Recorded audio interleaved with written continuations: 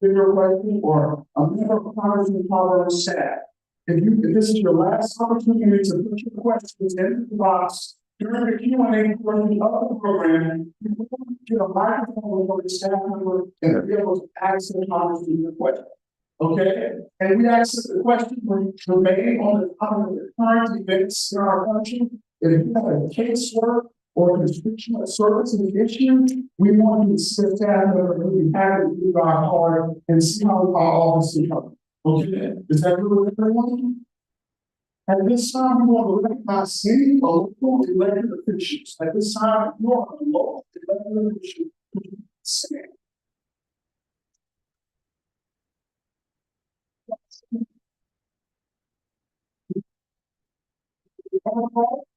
We have our mayor, we have Mr. Lawrence Perkins for Orangeburg County, we have Mr. Steve Michael, we have Mr. William Price from Pioneer County Council, we have Mr. Benjamin Span from Pinewood Town Council, we have Ms. Jasmine Coleman, we have Ms. Betsy Hartley from our Town Council Council. Thank you all so much for being here today.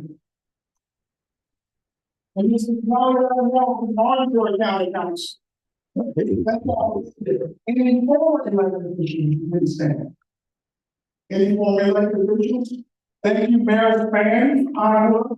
Thank you, Mr. Dangle. Thank you, Ms. Holland. And thank you to our former state representative, Ms. Hill Johnson. And she didn't say, but Ms. Angela Clyburn, she's on the Richmond County School Board. She didn't say for elected officials. And I think you all know who she is. Yes, ma'am. Santi. Thank you.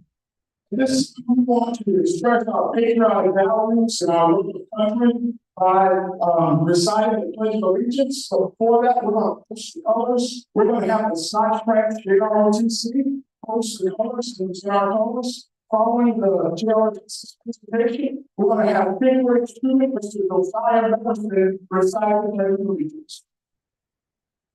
This is Scotch Pratt JROTC. Yes, ma'am.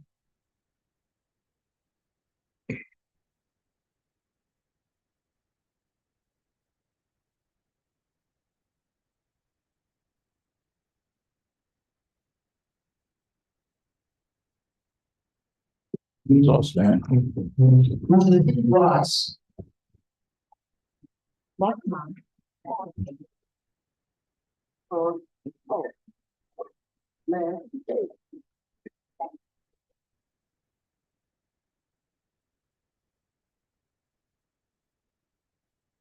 Present arms.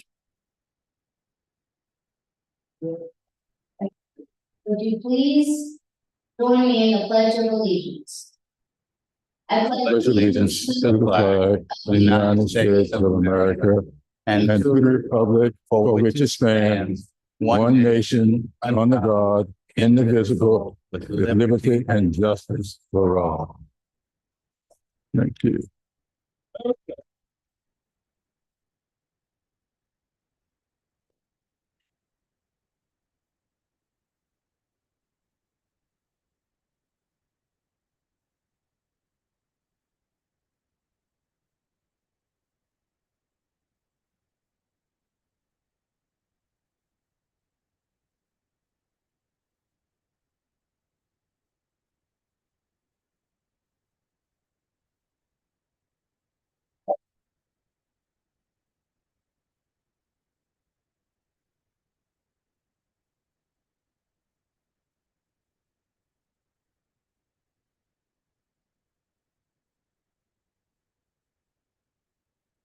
You may be seated. Thank you to the select branch, JROTC, and thank you to Mr. Josiah Nelson.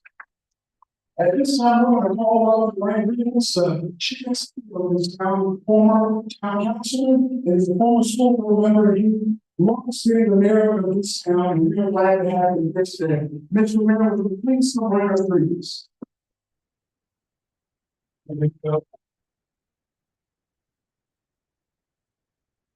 Good evening, everyone. On behalf of myself and the Summerton Town Council, welcome to Summerton, South Carolina.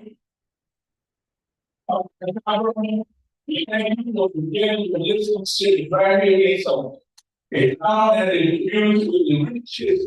We thank you for the working communities such as employment for the great area. All these here, we want to work to improve our town. Again, I say welcome. Thank you, Mr. Mayor. Thank you for your leadership and thank you for your presence. At this time, I'm going to turn the program over to our moderator for the evening. And joining us here in Williamsburg County is the Senator for District 32, where he represents 6 counties. Let me get all right. Berkeley, Florence, Georgetown, Charleston, Florida, and Williamsburg. And he is the number 2. Democrat and Southwide Senate. Ladies and gentlemen, our moderator for the evening, Mr. Robinson.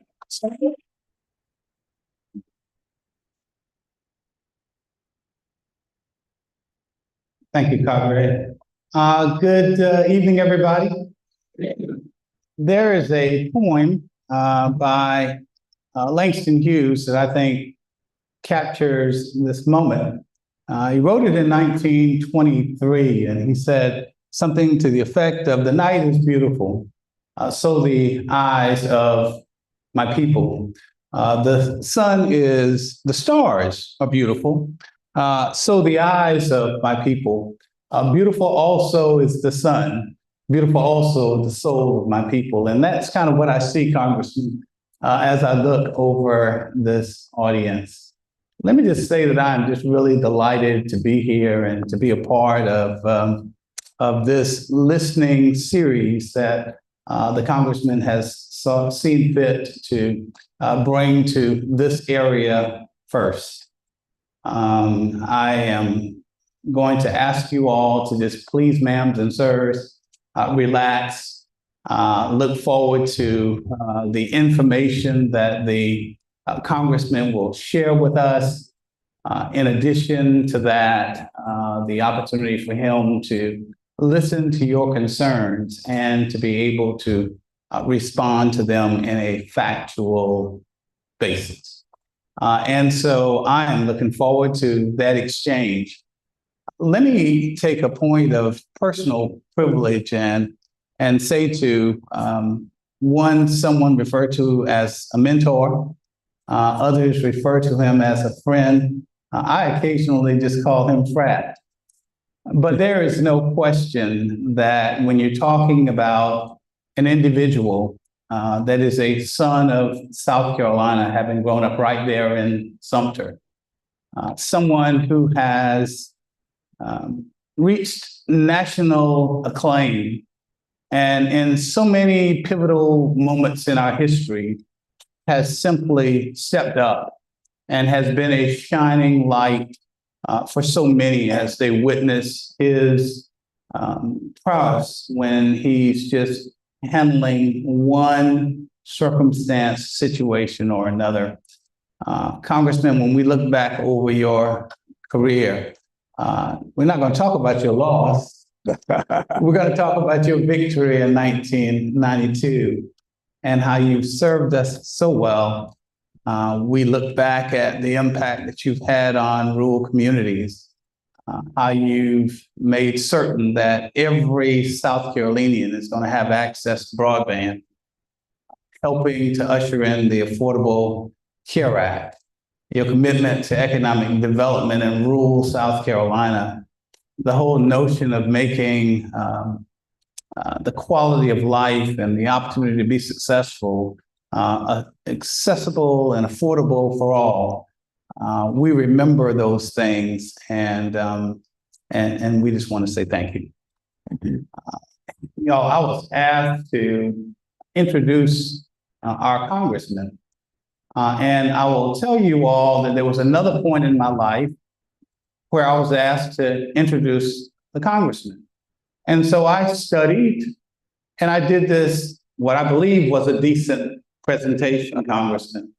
And then he gets up after me and he says, Sab indicated that he was going to introduce me, but if I need to be introduced here, I'm in real trouble. I'm going to take a page out of that book and suggest that I bring now to you an individual who needs no introduction. We know him, we know his work ethic, and we love him. Y'all give it up for our Congressman James Clyburn. Thank you so much. Thank you.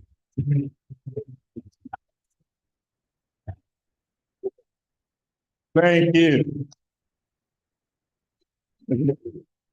I'm not too sure what's causing this problem here with this mic that I have. But let me use your mic. Hold the mic away from me. Thank you. What is this? Okay. Let me begin by thanking you, Senator Ryan. You know, Ronnie Saab and I have known each other for a long time. He may not want you to know how long that's been. But I don't care if you know that come July 21st, good Lord willing, I'm going to celebrate the 46th anniversary of my 39th birthday. Now, those of you who are more accomplished in math than I am, you know that adds up to 85. And when I was growing up over in Sumter, I grew up in a house. My father was a fundamentalist minister. My mother, a civic-minded beautician. And they grounded me solidly in family, community service, and in what I call good manners. So tonight, I'm going to have a few things to say to you, which is not exactly what my staff prepared for me to say, but they'll forgive me. But I want to say a couple of things about what we want to do tonight. First of all, I want to focus your attention, those of you who can't read this, I'm going to read it for you. This is an excerpt from Martin Luther King Jr. letter from the Birmingham City Jail. Now, those of you who were around back in 1963, you remember King responded in his letter to a letter he had received from 8 clergymen who asked him to leave Birmingham because they thought he was a disruptive force. And they told him that they wanted him to leave, not because they had anything against what he was doing. They said to him, "We believe that your cause is right, but your timing is wrong." And King, when he responded to them, said 3 words that I want all of you to remember tonight. Time is neutral. Time is neutral. Time is never right, and time is never wrong. Time is always what we make it. And then he said, "I am coming to believe that the people of ill will in our society are making a much better use of time than the people of goodwill." And then he wrote these words: "We will have to repent in this generation, not merely for the vitriolic words and actions of the bad people, but for the appalling silence of the good people." Wow.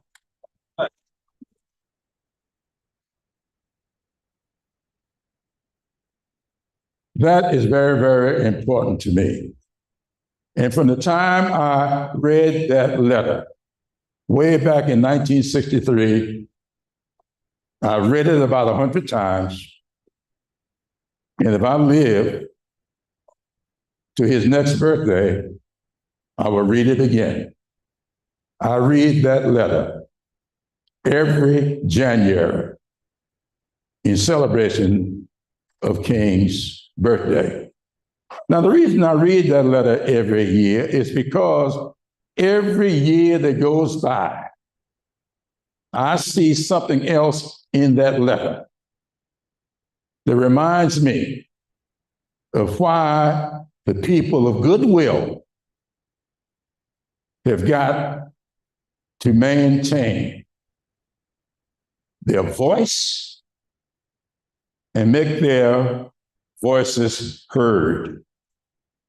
Because the people who do not honor this democracy, the people who seem to want to move to an autocracy, are making pretty good use of their time.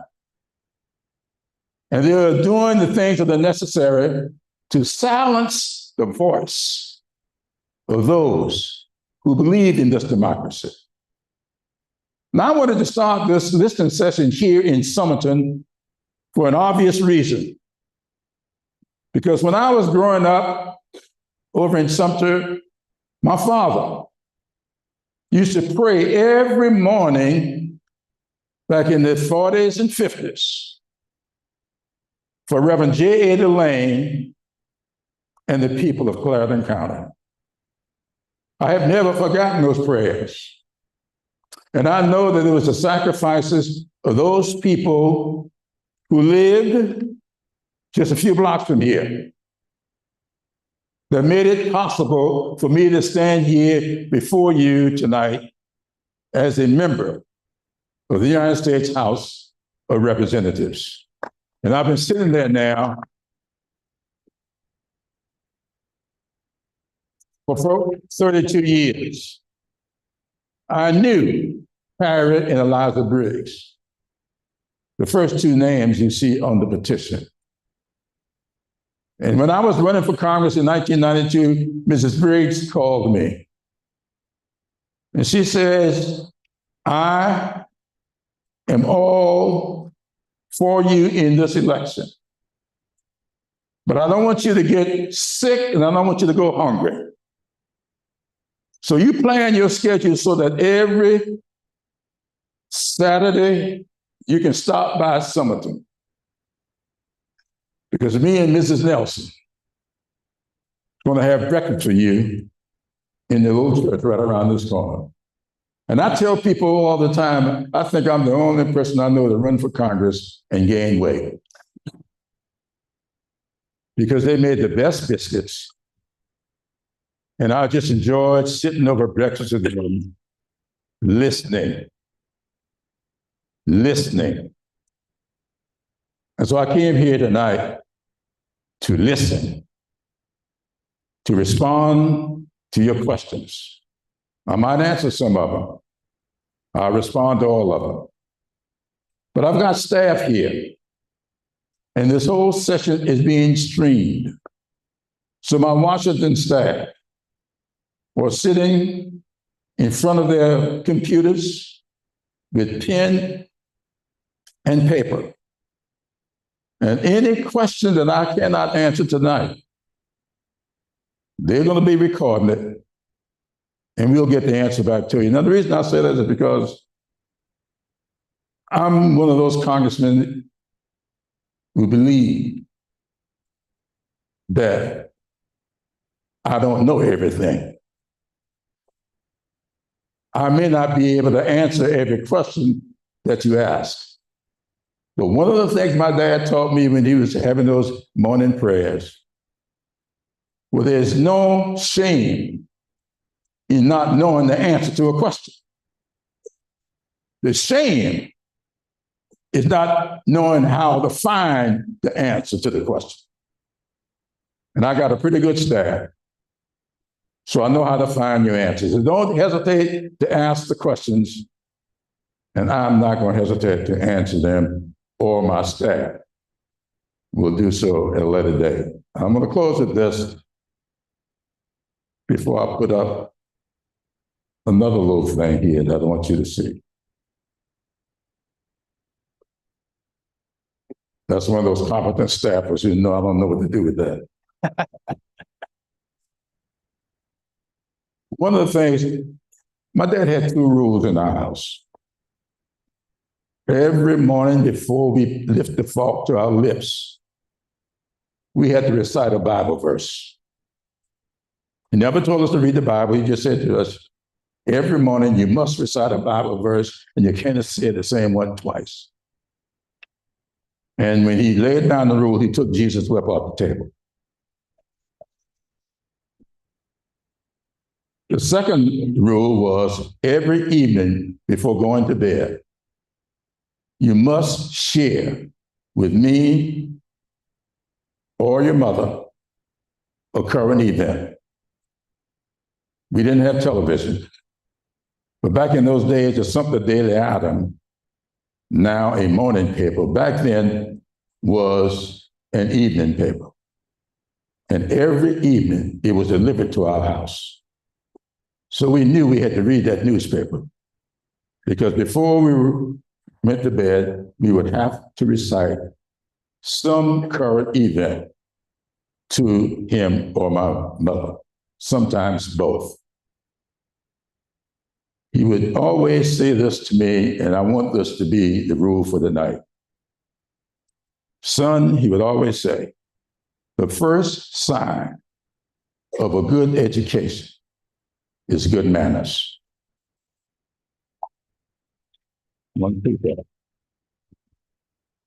I hope we have some well-educated people here tonight, because I'm not going to try to talk over anybody. I'm not going to yell. We're going to listen to everybody. And I hope that everybody would demonstrate good manners to show us just how well-educated you are. With that, I'll let our moderator lead us through the questions. Thank you, Congressman. Thank you. Hello. I think you better use this one. All right, we'll share. For some reason, they must have known me and gave me the bum mic. All right, well, I've got my first question here. And so what I'd like to do is I'm going to call on you. And if you would just stand where you are, one of the staffers will bring you a microphone, and then you may ask the Congressman your question. Diane Aiken from Summerton has the first question. Is Diane here? Diane, you're not here? She may be on the... I see somebody pointing back there, but I still don't see Diane. She could be calling it in from, but maybe streaming. All the cards are not collected. Okay, would somebody just grab all the cards for me, please, real quick?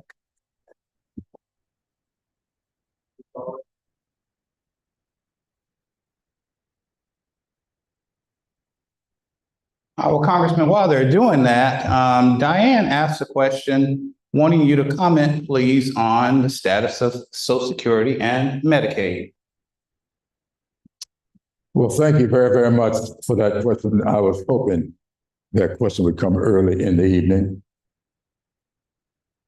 Social Security has been around since the 1930s. It's about 80 years old. Social Security is not a gift. You pay into it. I started working on a job delivering pharmaceuticals for, some of you may remember, a little drugstore in Sumter called Ellis Pharmacy. I delivered pharmaceuticals for Ellis Pharmacy. I was around 14 years old. I started paying Social Security then. So you subtract that from soon to be 75, so you know how long I've been paying into Social Security. And many of you have been paying in Social Security just as long. It is a trust fund, and it is being invested, and it's run by the government on your behalf. Several years ago, someone tried to, George W. Bush made a move to privatize Social Security. And the interest at that time on a lot of people was to put all the Social Security money onto Wall Street. And if y'all remember, about a year after that attempt was made, or maybe more than a year, I don't remember the exact amount of time, a guy named Madoff was doing a lot of investing of people's money on Wall Street. And true to his name, he made off with a lot of people's money. So, Social Security, and I want to say this very strongly. You just heard the so-called director of what he calls himself, the Government Office of Efficiency.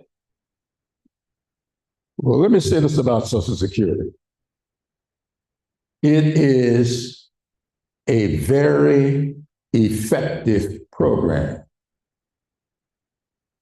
And when people tell you they want to run government like a business, stay away from them. Because businesses exist to make a profit. Businesses cannot exist unless it makes a profit. Government exists to provide service. That's what government is there for. We call it the Veterans Service Organizations, to serve veterans. Social Security is a program started by Franklin Roosevelt. And when it started, all of the history will show you, look it up, around over 80% of senior citizens in this country were living in poverty. 80%. Social Security went into effect and it lifted all but around 10% of them out of poverty. And people say that Social Security is the most effective poverty program ever created. However, Elon Musk made a public statement that Social Security is a big Ponzi scheme. And they would love to get their mittens onto the Social Security Trust Fund. And someone will make billions on Wall Street, invest in that trust fund, and take a chance on somebody else who will not make off with your money. So Social Security is safe for now. But why do I have a problem? It's because I know that Medicare is run by Social Security. And Medicare and Medicaid have been, the proposal has been made that $800 billion is going to be cut out of the next budget. And where's that money going to come from? There's no place in the government to get that money unless they go after Medicare and Medicaid. And that's why we are fighting. Now, to their credit, I have not read the letter, nor have I read the 12 names that are supposed to be on the letter. But I understand that 12 of my Republican colleagues have now written a letter that they made public today, that they are not, something to the effect that they don't think they can vote to cut Medicaid and Medicare. I hope that's correct.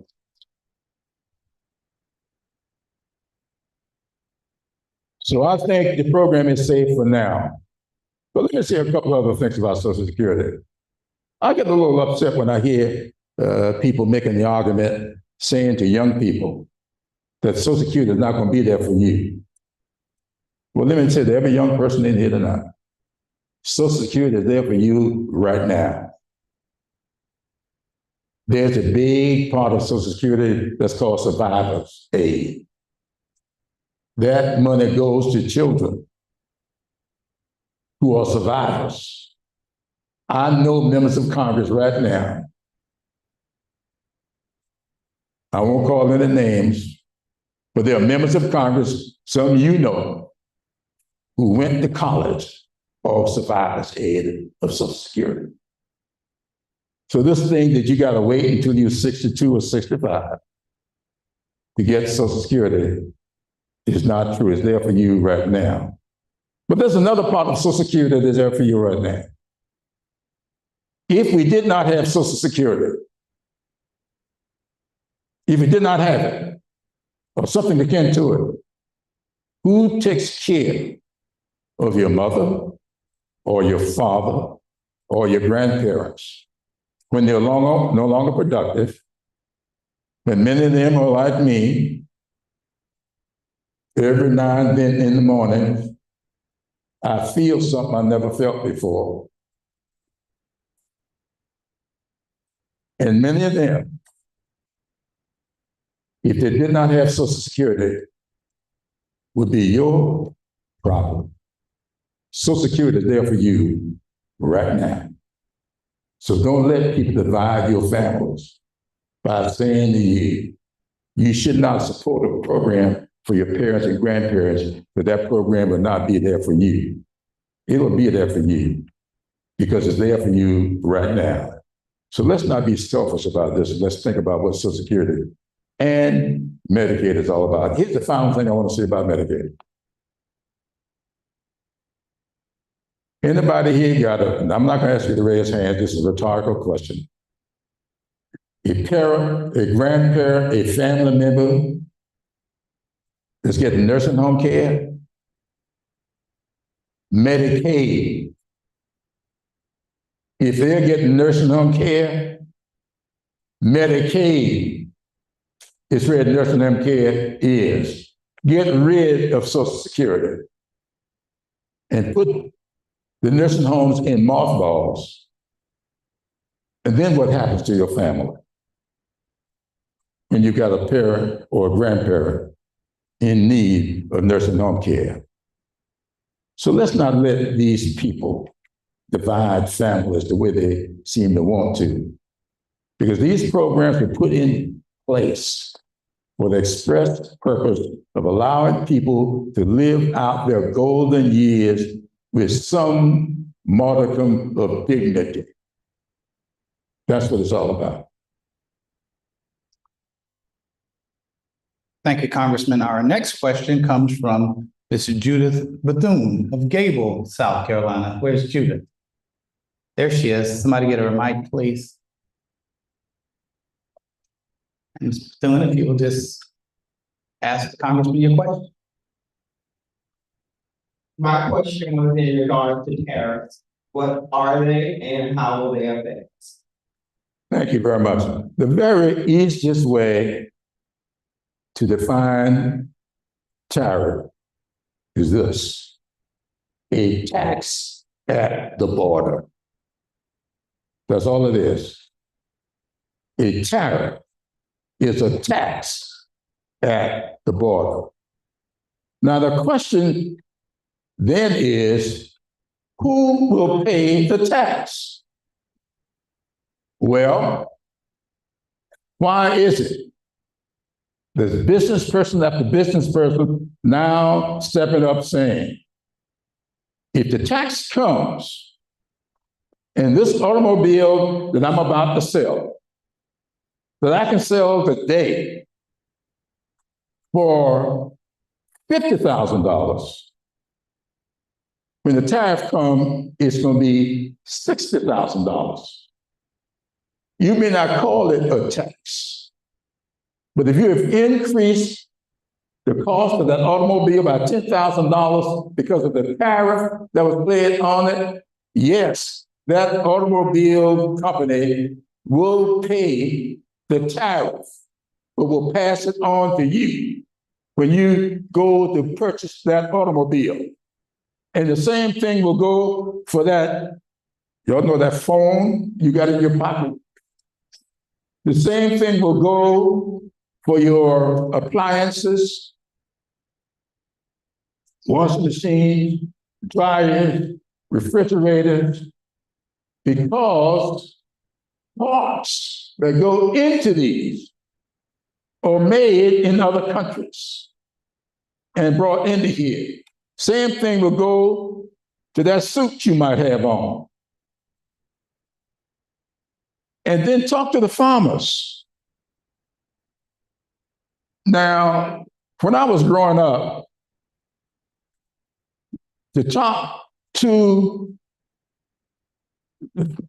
well, let's just say engines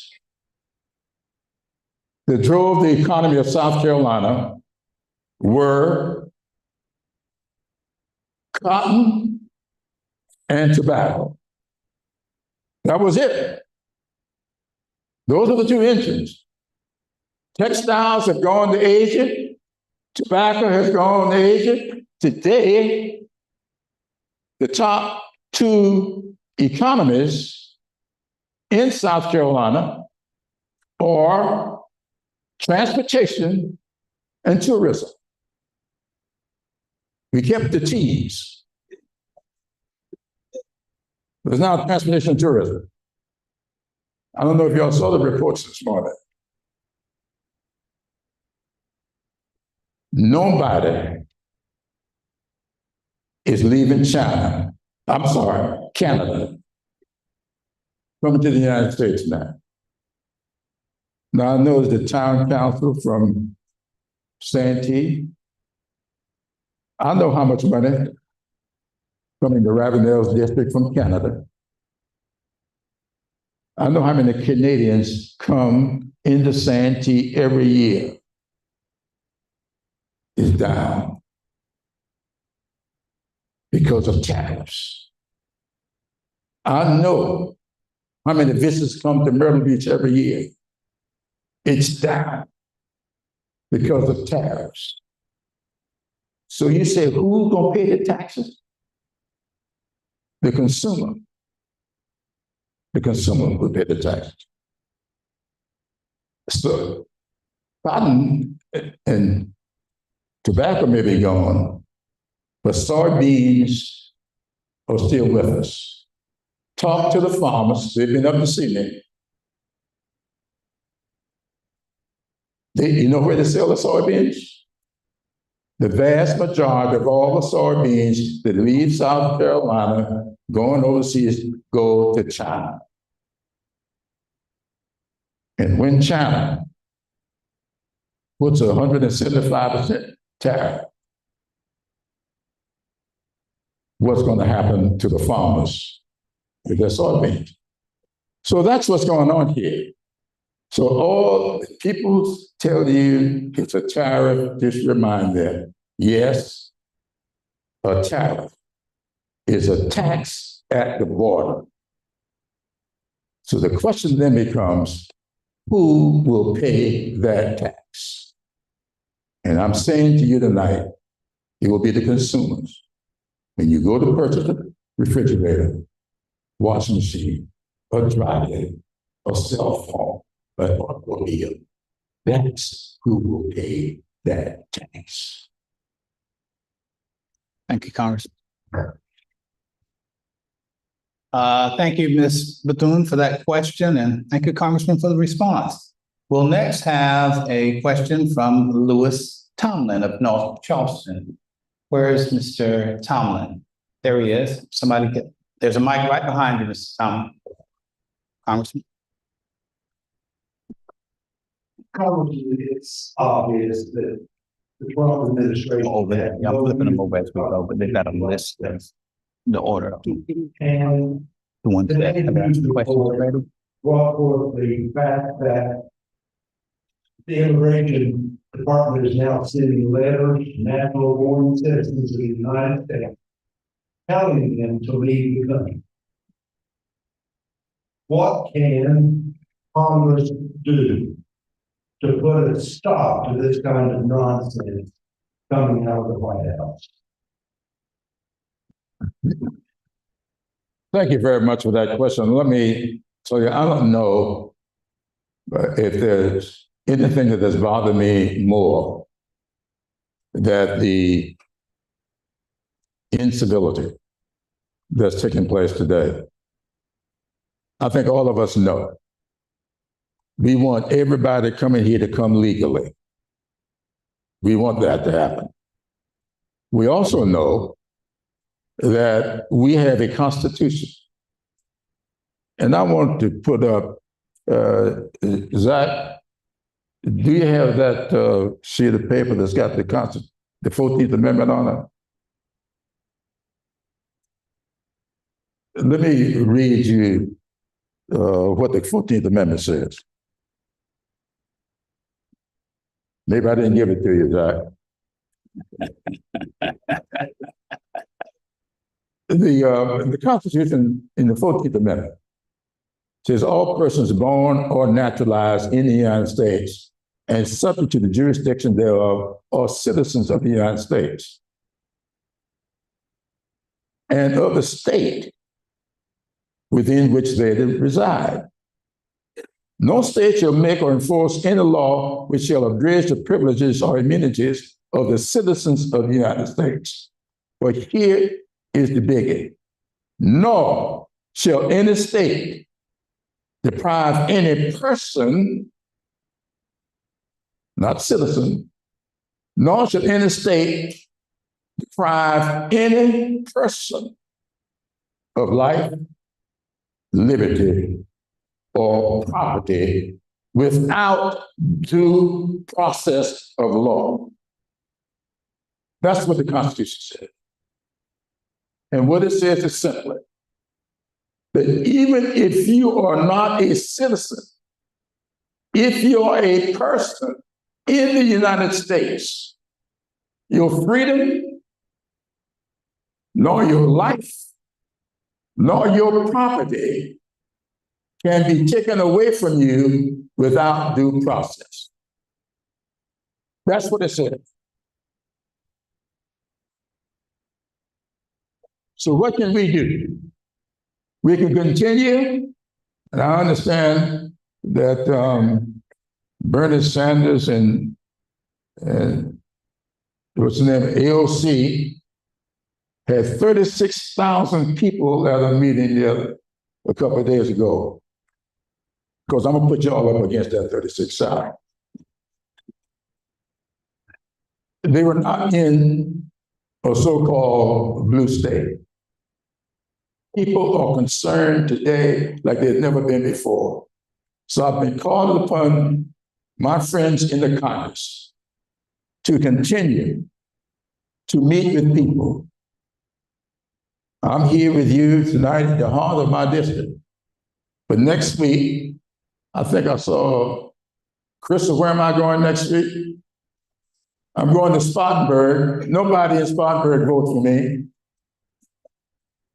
And where else? And I'm going down to Beaufort. Because I think that people need to get in touch with what it is that we're up against. And I'm gonna give you a good example. We're in the right place for this. When Mrs. Briggs and Harry and the rest of the people who signed that petition right here in Summerton, that was the first of 5 cases that got to the United States Supreme Court.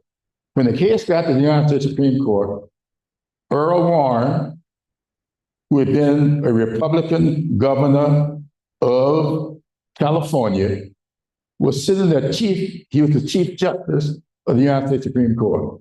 When the case got up to them, the case was 9-0 in favor of the people of Clyburn County. Let's just suppose, sitting in the White House at the time was President Eisenhower. Had been elected in 1952. He was sitting there as the President of the United States when that 9-0 decision got up to him. It went against every more in South Carolina. And Eisenhower enforced the law. Suppose Eisenhower said that irrespective of this 9-0 decision, I don't know what Eisenhower felt about it, but as president of the United States, he had the responsibility to enforce the law. A 9-0 decision was rendered by the Supreme Court in favor of that gentleman. They're sitting in El Salvador in that prison. And what did this White House say? I'm not going to enforce the law. So Congress has got to do what I'm doing. We got to go over this country and talk to people like the people in this room and say to everybody, we have got to speak out, because no matter what we do in the Congress, you got to have 218 votes to get anything through the House, and you got to get 60 votes to get anything on the docket of the Senate. And then you only need 51 votes to pass it. So all we can do is share with you what we're doing and ask for your prayers that this country will not allow itself to go the way of Germany in the 1930s, when people stood by. I want you to put this other thing up for me. Who's got it? Is it B? I want y'all to see this, because I think it's important to answer that question. It's in the handout, but just put it up there. In Germany, first they came.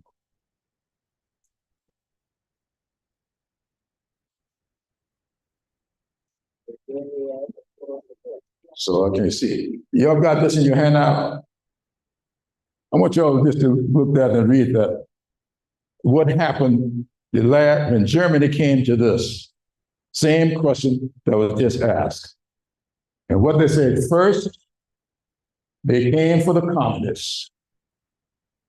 And I did not speak out because I was not a communist.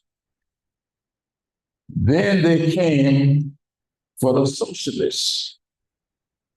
And I did not speak out because I was not a socialist.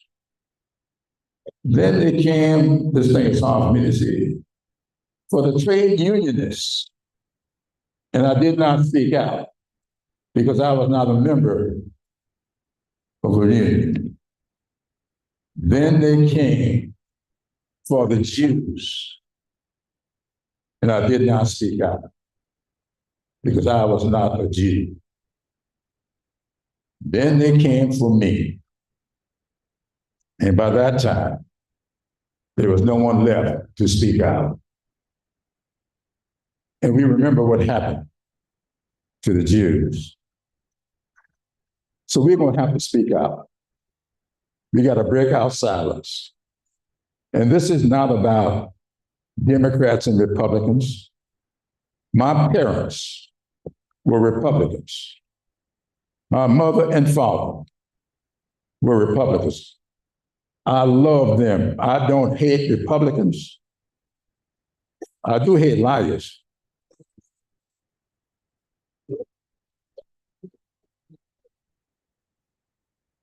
I love my parents. And so that's the difference. People are going to have to speak out because we don't have 218 votes in the House. We need 218. We don't have 60 votes in the Senate. We need 60 votes.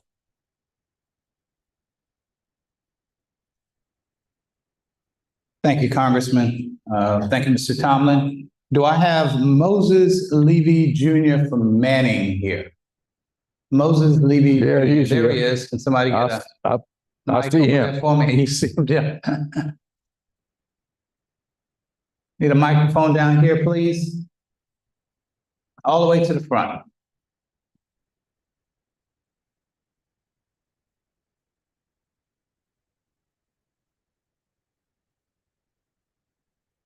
Congressman Clyburn, Yes, sir. good evening and welcome home to Clarendon County. Thank you. You just answered my question, believe it or not. My question was, what we as citizens of the United States need to do to offset what is going on in Washington, D.C. You just answered the question for me when you said break the silence and speak out. Thank you very much. Thank you. Padre, look at a minute. I want these two things to go up because I really want to make a point with those two things. We have got to stop just accepting it. I don't know why people think there's something wrong with challenging people. Make people defend the statements they make. And I want you to see this stuff here. This is a billboard that's traveling throughout the 6th Congressional District. Someone took this picture in Columbia a couple of days ago and sent it to me. Now, what this truck says is asking you to tell me to vote for this new tax bill that they're getting ready to introduce to continue the 2017 tax law. Now, I want to show you all what was in the 2017 tax law because nobody talks about this. Put it up. Thank you. Now, hand me the paper so I can see it. I can see what that is. Thank you. I want to show you what was in that tax law that nobody talks about. The vast majority for the tax cuts that were enacted in 2017 were for the wealthiest Americans and big corporations. Now, how many of you in here tonight are billionaires? How many multi-millionaires we got in here? Because the upper 1% in this country got over 70% of their tax credit. And now what they're trying to do with this law that they're getting ready to introduce is to make those tax breaks permanent. Permanent. So if you're now sitting on $10 billion, it means even if you get to $50 billion, your tax break will be permanent. And let me show you what else they did. If y'all got this sheet, look at it. They never talk about the fact that there were some tax increases in that bill. They cut the tax on wealthy people, but they increased the taxes on places of worship,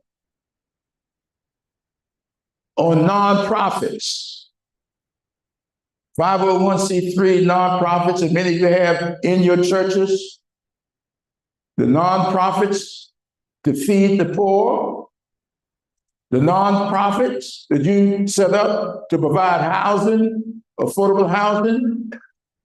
They increased the taxes on that. And let me tell you what they all did. They went to the church parking lot. And anybody who had a reserved parking space, the minister of music, that parking space got taxed. Oh, yeah. That parking space, Reverend Johnson, you didn't know that? I'll see you. Yes. And the last thing you see there, 2 years after this, I offered a bill to repeal that tax. And that's what I called it. Stop the hike on charity, the tax hike on charities and places of worship. And people told me it didn't happen. It took me 2 years, but I got it eliminated.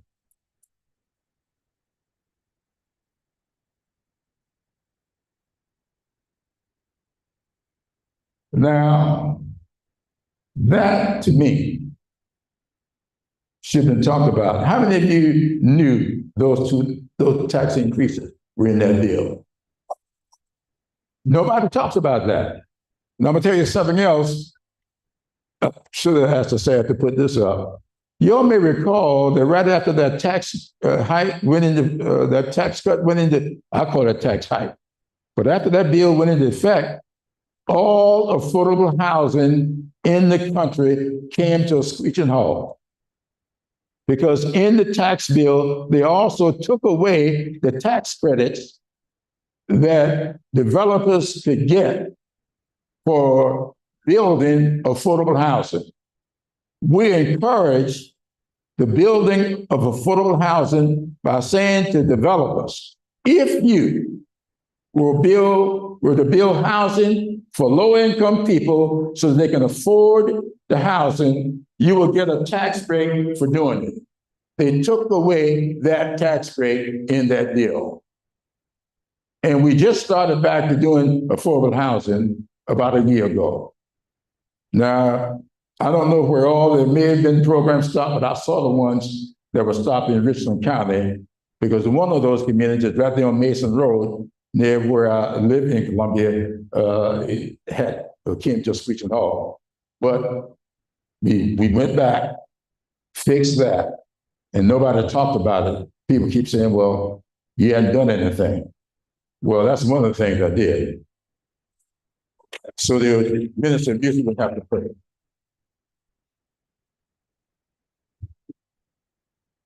Thank you, Congressman. We now have a question from Patricia Pringle of Pinewood, South Carolina. Is Ms. Pringle here? There she is. And somebody hand Kenny right down here, front row. Yes, Ms. Pringle. Question for the Congress. Thank you. Welcome, Congressman Clyburn to Clyburn County. We love you here in Clyburn County. We don't get in the quick and but we do love you. We want you to know that. Thank you. What are your thoughts on the Trump bus door cuts and the impact it is having on Louisiana on the state of South Carolina? Well, I just thank you so much for that. And thank you for expressing your love. I hope we can get more people to show that love the next time. When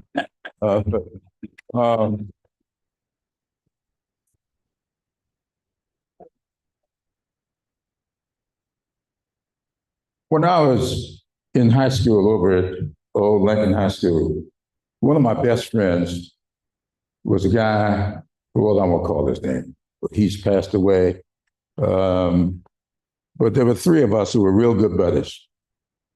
I wanted to go to South Carolina to say what I did. One of them, we called him Bubba.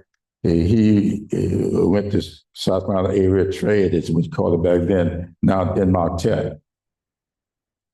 But the other one, all he ever wanted to do, because his parents lived in Washington, and he went to school down here every year, and every summer he would go with his parents. It was not unusual for that kind of arrangement to be in those days. But all he ever wanted to do was to drive a transit bus in DC. That was his aspiration. He wanted to finish high school and wanted to get a job driving that bus in DC. He did finish high school. He did go to Washington, and he got the job that he dreamed about. About 5 or 6 years later, he got fired from the job. And the reason he got fired from the job was because all the bus drivers were on the clock. Your bus had to be at this corner at a certain time. And then at a certain time, you had to be at another corner. That's the efficiency of the operation. That's the Elon Musk way of doing it. So Freddie got fired because he was not keeping that schedule. Why? Because if somebody left their house late, and be running down the street waving for the bus to stop. Afraid it would stop. Anybody who wanted to be efficient would go on to the next stop.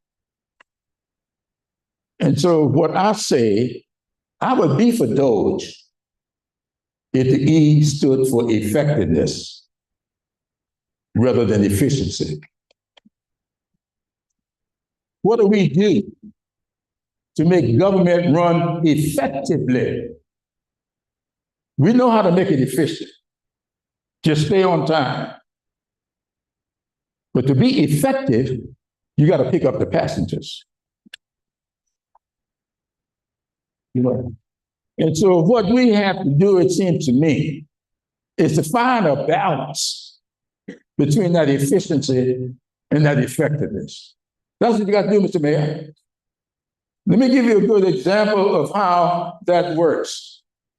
When Summerton lost its entire water system, the whole thing failed. There are a lot of reasons. I read all the news reports. But in the middle of that, the governor approached me about helping get a new bridge on I-95. That bridge is 60 some odd years old, 68 or 9, I believe. And we needed a new bridge. So the governor said to me, and this is another example of why this is partisanship with me. Henry McMaster and I are as good of friends as you'll find. We are really good friends. I can't stand his politics and he can't stand mine. But that's got nothing to do with serving the people of South Carolina. So Henry called me. He said, we got $175 million from the state to do this bridge. But the bridge is cost $350 million because we want to put a bridge in there that will be 3 lanes on either side. That's going to be a 6-lane bridge with a separate lane for bicycles and walking and all of this. He said, I want to send the highway department over to sit with you because I want you to help me get $175 million from the federal government. So they came. I sat with them. And they showed me what they wanted to do. I thought it was a pretty bridge. Good looking bridge. But I said to them, I said, you know, I would like for y'all to go back and redesign this bridge. We got the Lake Man Regional Water Agency sitting over here. It's producing water for the Volvo plant. It's producing water for all the people on this side, the south side of the lake. And here's the little town of Summerton, sitting on the north side of the lake, and their whole water system just failed. I'm going to redesign this bridge and see what you can do by putting big pipes on this bridge so we can get water from the Lake Marion Regional Water Agency right under this bridge, attached to the bridge with pipes to take water over into Clyburn County so the people of Summerton can get water. And then let's talk. Well, they told me it'll cost $30 million, additional $30 million. I said, okay. How much y'all got now? They came back with a new bridge, new design bridge, and we got the money. And the reason we got the money, according to the person that came to me and said, congratulations, you all made that bridge about more than a road. It became a health.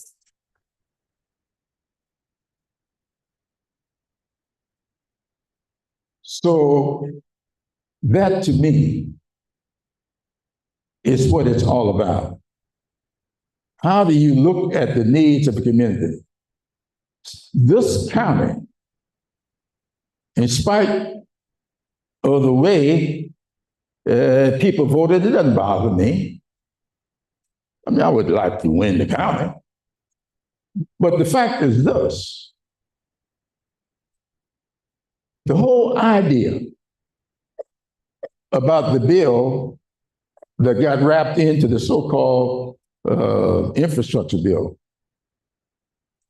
to make broadband accessible and affordable, it started right here in Clarendon County. Some of you may know that story.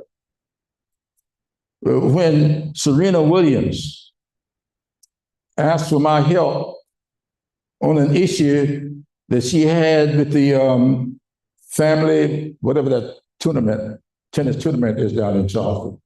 What is it, Auntie? Family Circle. That's my tennis player over there. She loved tennis. I hope she one day learned to play. The Family Circle Club.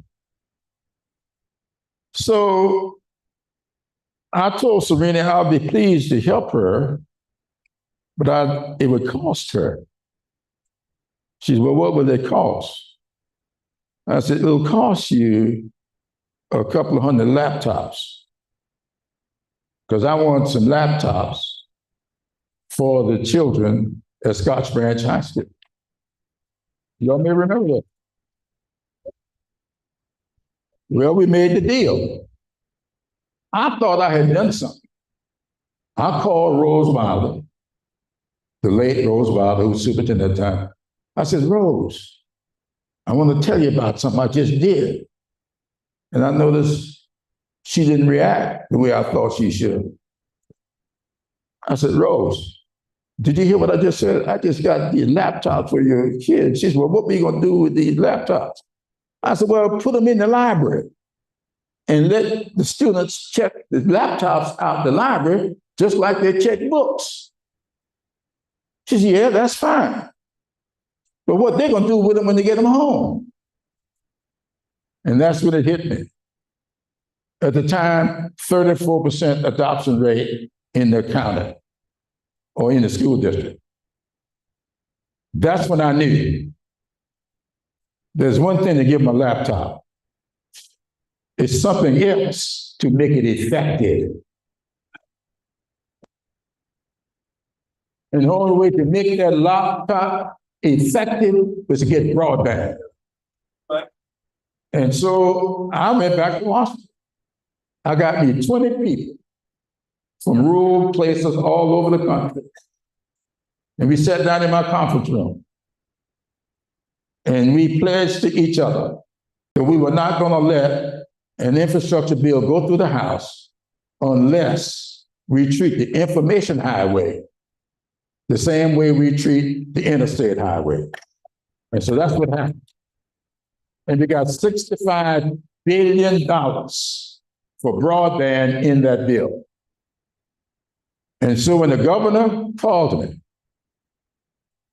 on she'll never regret the date, January 6th, 2021, I got a call from Governor McNaster asking about my safety. That's our friendship. And we discussed. I told him I was fine. He says, well, I'm going to go to the legislature and I'm going to ask for some money to get started on your broadband program. And we had a joint press conference announcing that by the end of this year, by the end of 2025, I hope we stay on schedule, every residence and every business in the state of South Carolina will be connected to the internet.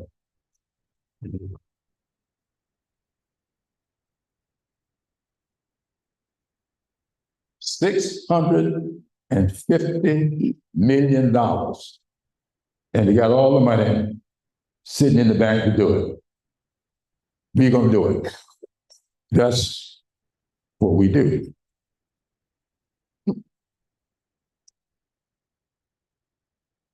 All right. Clifton Bethune from Manning, South Carolina. There's Brother Bethune over there. I want you to put this stuff up about the, I think you got the thing, did I give him the stuff about the, yeah, about the programs? Well, my question is, The, just spoke about it, and that was. you see, Okay. Brother Bethune, I'm gonna ask you this stuff. Pause just for a minute for me. We are allowing the Congressman to converse just for a second. go ahead, I'm listening. He's good? Okay, very good. I'm sorry. Please continue. Okay, my sister-in-law, Parks, has the parks. the state parks. The way I thought Yes. was they were in pools by Congress. So when is Congress gonna stop letting the administration use General Avenue of instituting tariff for the United States? My original question was about 95, but I think that tariff is much larger.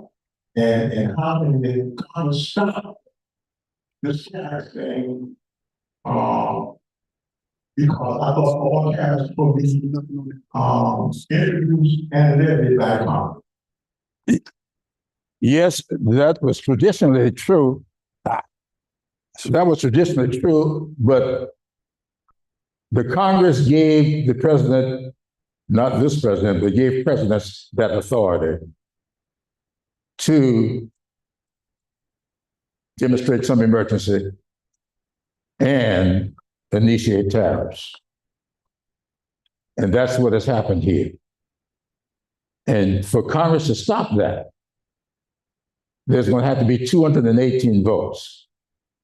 Us Democrats have got 213, which means 5 votes got to come from the other side in order to stop that. And to this day, there aren't 5 votes on the other side. That's in the House. Of course, we don't have but 48 in the Senate. And for the end of the bill to get to the floor, you need 60.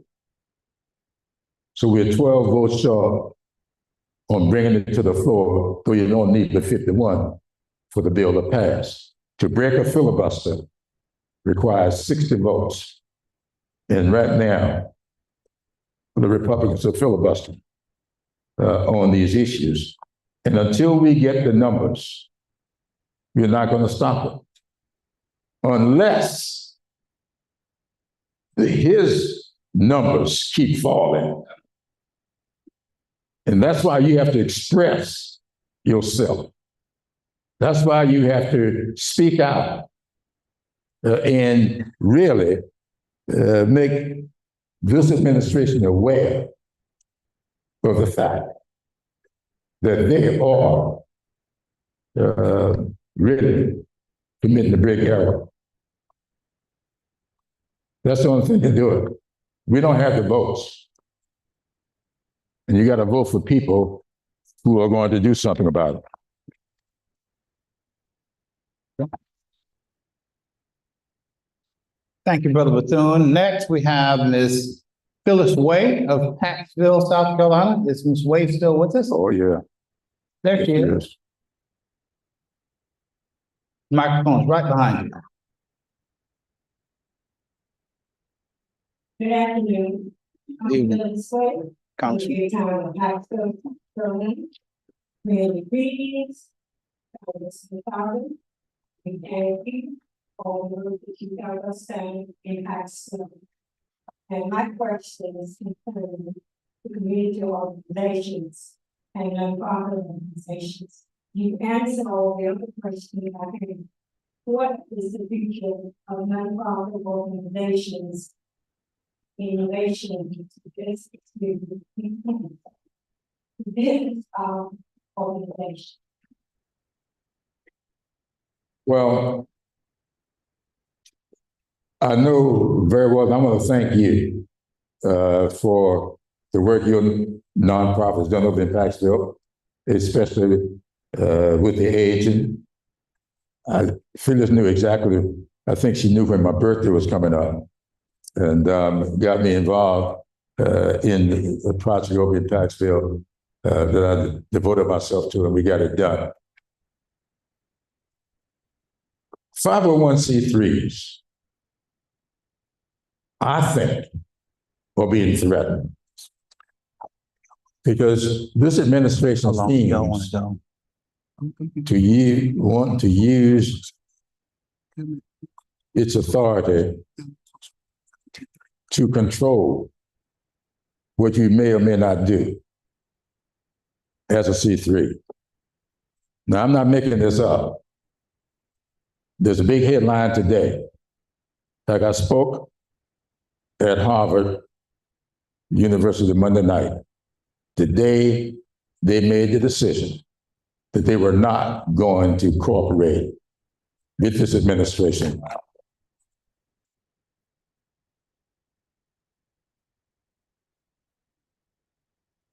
And Yale announced Tuesday morning that they were going to line up with Harvard.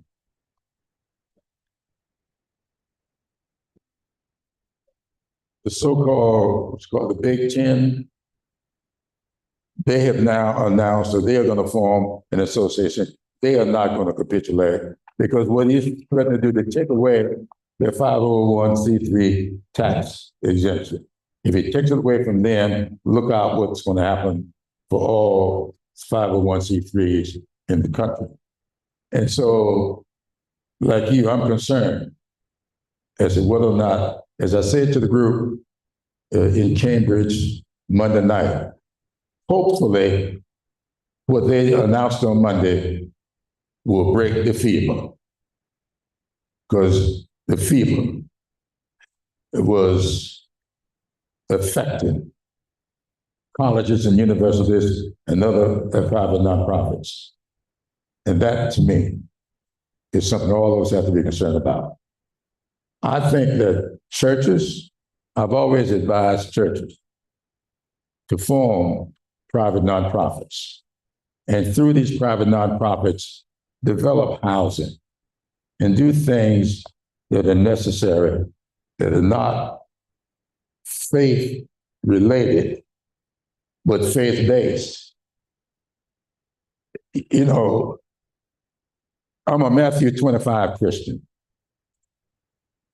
And in Matthew, the 25th chapter, we are told that we do for the least of these. But that's in the 40th and 45th verses. There are a lot of verses in Matthew 25 before you get down to that. And one of them that I feel very strongly about starts right around the 14th verse, where we are told that we are expected to use our talents. Use them or lose them. That's the lesson that I get from the parable of the talents.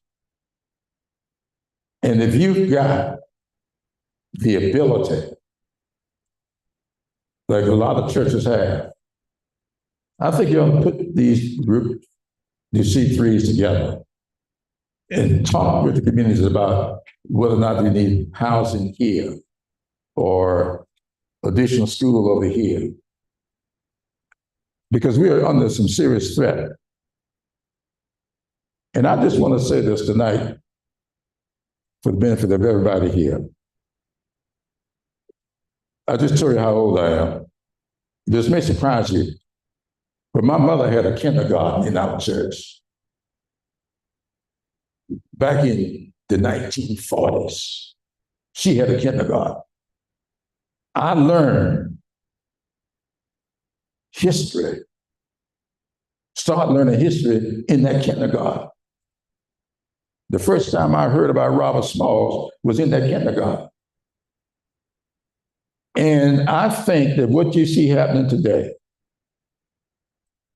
this is what Harvard stood up against. They were telling them they had to get rid of their diversity equity, and inclusion program. And what they have done, they've said there's no problem with children in schools learning about Thomas Edison. When I was growing up, Thomas Edison was a great inventor, and I believe that he was an outstanding. Nobody was better. And we said he gave us the light bulb so that we all can see each other in here tonight. But what they didn't have in those schools was that Thomas Edison could get that light bulb to work properly. It would come on, but it wouldn't stay on.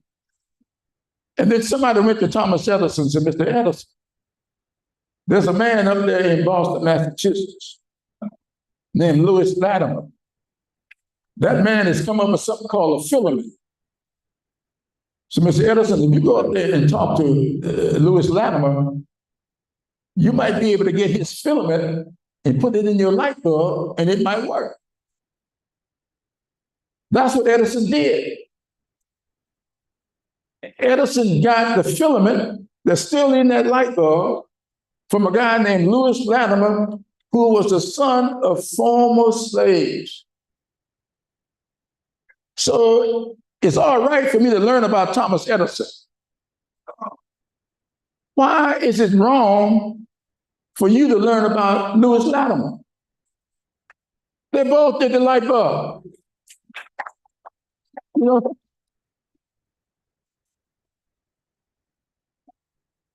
I learned that from my parents because the schools I went to over there in Summerton did not have Lewis Latimer in those books. They had Thomas Edison. And so what we ought to do is think about what it takes. I don't know how long it would take Thomas Edison to figure out what he needed to do. But for Lewis Latimer, he may not have ever figured it out. Latimer did. And so the same is true with so many things. When I was growing up over there, the most dreaded disease when I was a child was polio. We all live in fear of polio. Here come two people, Jonah Salk and Albert Sabin. They collaborated, they went in, they opened up some secrets, and nobody lives in fear of polio anymore because of the work of Jonah Salk and Albert Sabin. During World War II, millions of soldiers, well, let's say thousands, I don't know around that much, were dying on the battlefield, not so much because of the wounds they received, but they were dying because of the loss of blood. And along came a man named Charles Drew. Charles Drew figured out how we could refrigerate blood, save it until we needed it. And because of his work, thousands and thousands of soldiers lived after being wounded. So what's wrong with us putting Charles Drew in the books? We got Jonah Salk and Albert Sabin in these books. So I think that what we have to do is just remember that we're all in this thing together. One more question. We're all Americans. We all want to see our children and our grandchildren grow up to love this country. That's what I teach my grandchildren. And I now have a great-grand. I want them to feel good about this country. I want them to love this country. I want them to do what they can to help make this country a better place. One of my granddaughters, my grandson is around here somewhere. I did see him. He's back there doing, yeah. My granddaughter is a pediatrician. I want them to love this country. I want them to make contributions to this country. And we're not going to do that fussing and fighting. we'll do much better if we learn how to work together.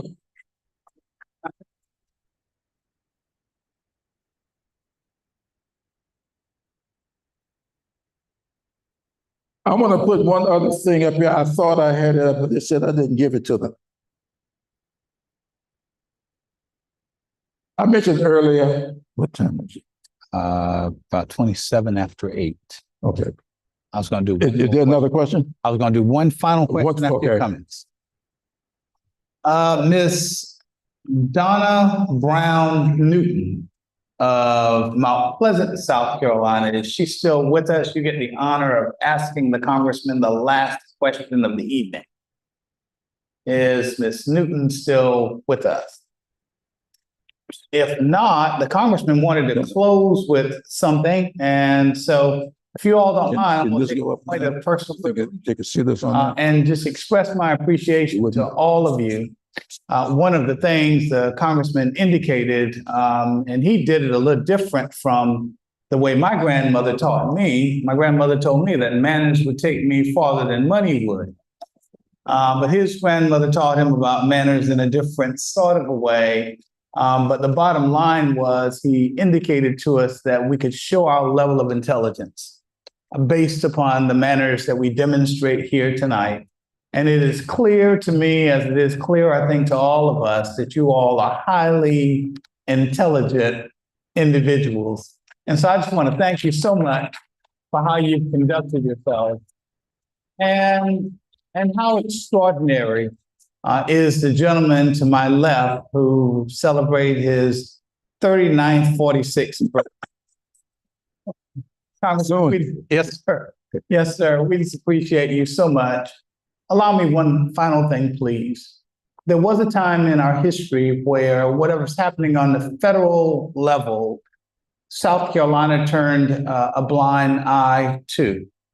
And in my mind, in those days, those were good things. I mean, we were turning back money for schools and education and all of that because we didn't want the federal government to tell us what to do. And here we are, we find ourselves in our state where they're trying to pass the same kind of tax cuts that benefit the wealthy. They're trying to implement DOGE in our system. They want to take our books off of our shelves that tell the complete history. And so we're seeing more and more of what's happening on the federal level trickle on down to South Carolina. And I think if you all have gleaned anything from the Congressman's response to the questions, I think it's simply an indication that that's not a good sign for us in prosperity. And so I would just encourage you, as you watch what's happening on the national level, please, ma'am and sirs, pay attention to what's happening on the state level as well. And Congressman, you're going to get the last word, and so deservingly so. But thank you so much for being who you are and all the good work that you're doing. Thank you.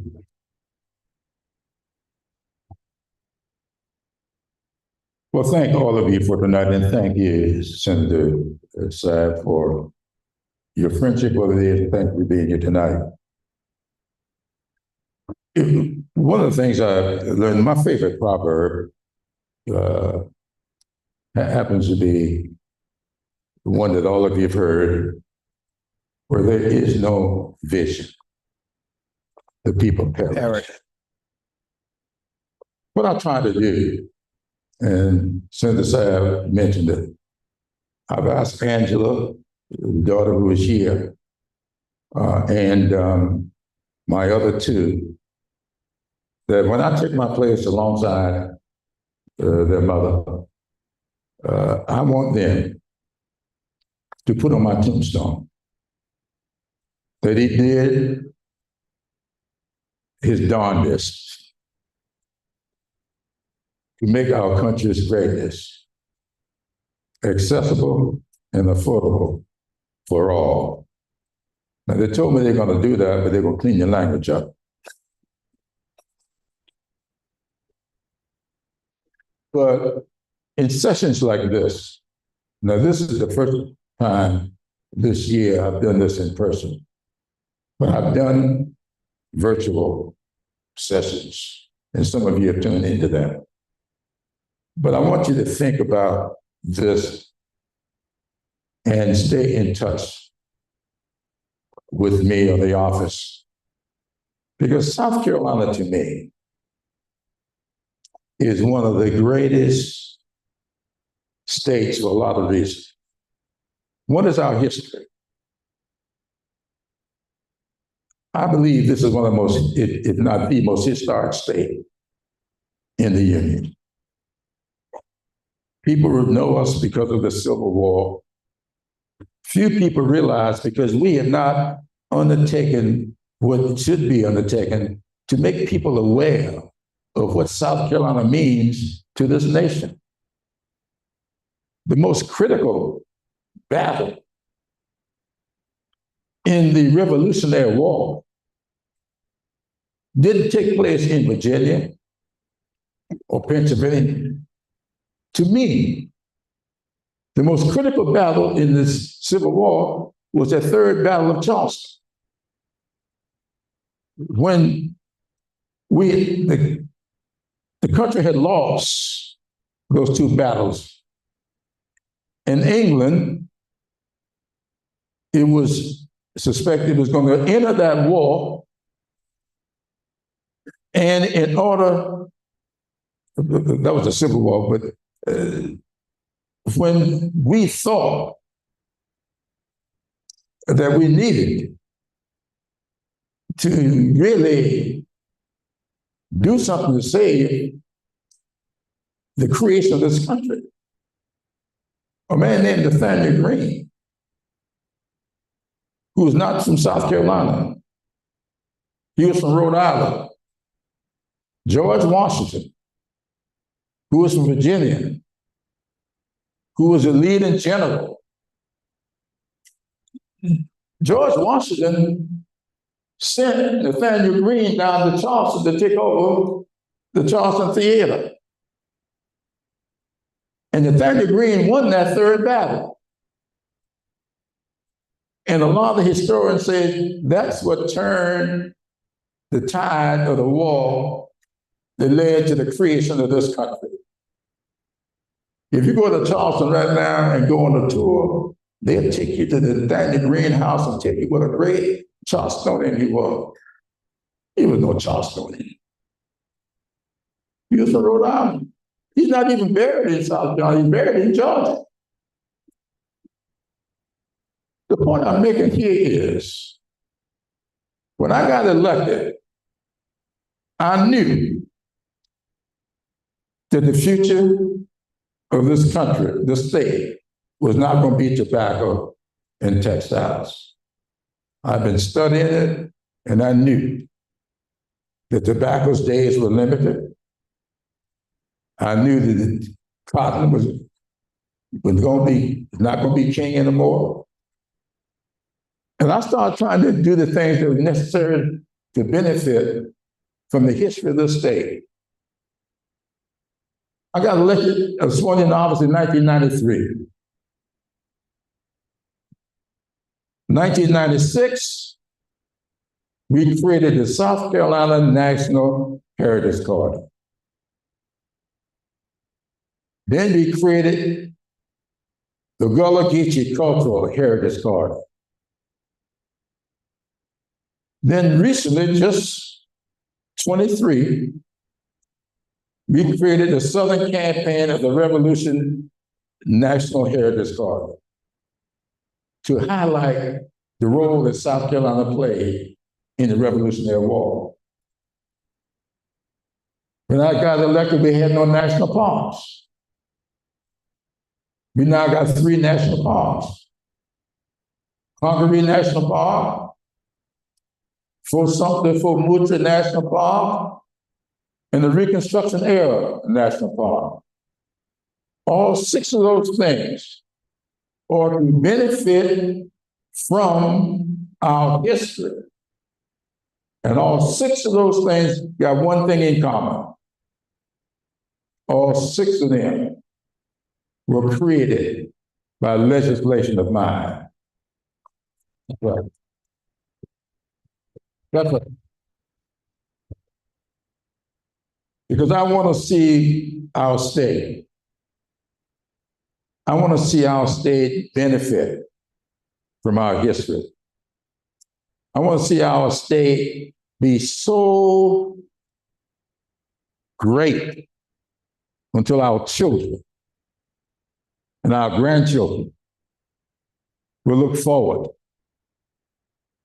to making their livings here in our state, staying here in South Carolina. Be so great until they will be here to welcome those people who are coming. Did you know that South Carolina right now is the 4th fastest growing state in the Union? Number 4. Why? People love the state. The weather, most times good. And we want to welcome them here. But we are not going to have people wanting to live in a state unless we can show that people can live together, people can work together, people can play together, and people can raise their families together and do it in such a way that they will all look back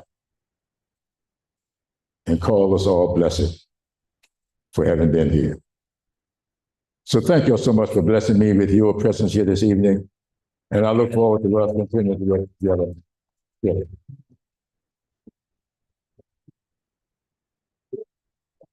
Thank you all so much and good night.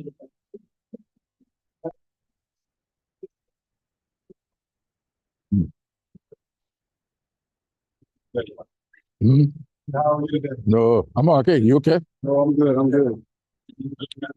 Hey girl, how you doing? Thank you. Good to see you. Yes.